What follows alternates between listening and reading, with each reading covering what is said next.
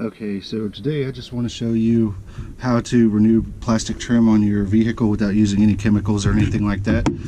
All it requires is a heat gun. Typically use it on max setting, and of course an extension cord plugged in. From previous mistake, I highly recommend not using one plugged into a power strip because it actually burned up a power strip. But anyway, here we go.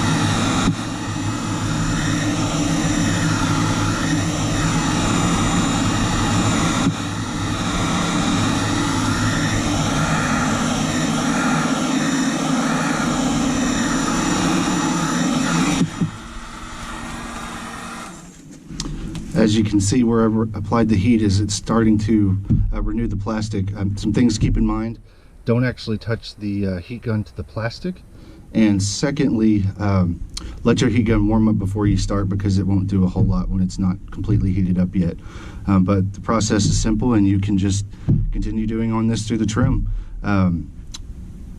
One more piece of advice too: if it's got water on it, don't do it. Just wipe the water off, let it dry out for a little bit, because what I've noticed of doing it on another vehicle is that it'll actually bake the water spots into the plastic. So try to avoid that.